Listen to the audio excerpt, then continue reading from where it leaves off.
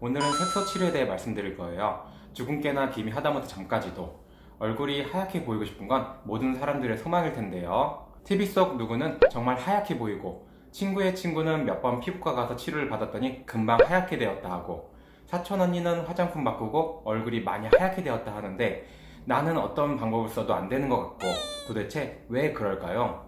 나에게 안 맞는 화장품을 써서 그럴까요? 아님 제대로 된 병원을 못 찾아가서 그럴까요? 얼굴의 색소는 정말 다양한 성격을 가졌어요.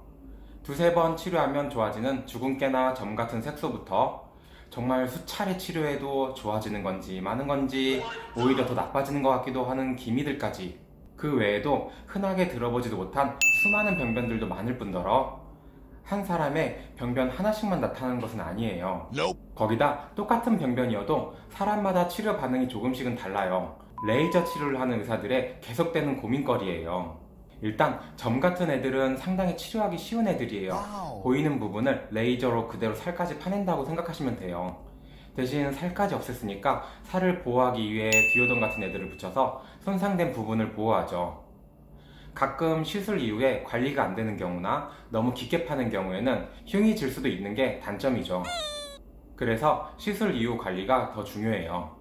주근깨도 치료하기 쉬운 애들 중 하나예요. 피부 겉에만 있는 색소일수록 치료가 쉬운데, 주근깨는 보통 피부 겉에만 있거든요.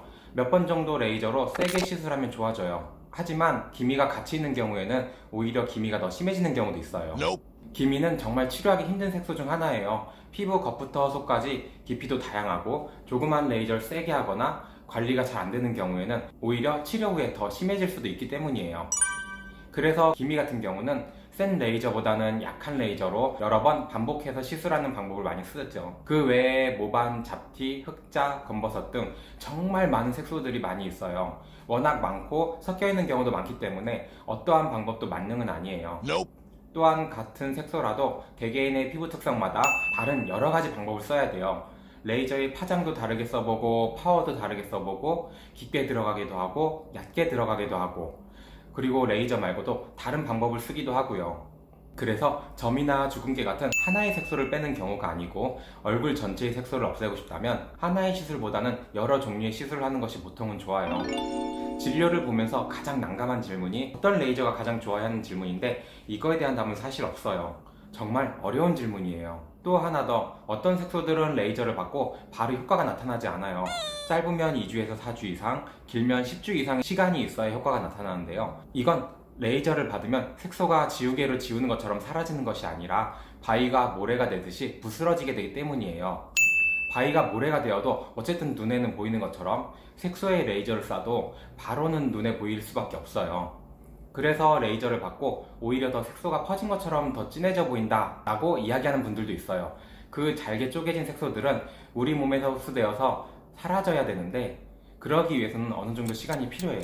그래서 오늘의 결론, 한 가지 시술로 다 되겠지 하는 생각보다는 여러 가지를 조합하는 게 나을 수 있다.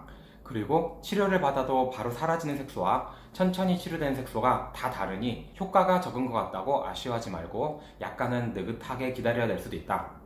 그러니 색소를 정확하게 치료하기 위해서는 옆에 누가 좋더라 하는 말을 따르기보다는 병원에서 상담을 받는 것이 더 좋다. 어때요? 좀 아시겠나요? 다음 시간에는 다른 주제를 갖고 다시 한번 찾아뵐게요. 다들 피부 미인이 되는 그날까지 파이팅!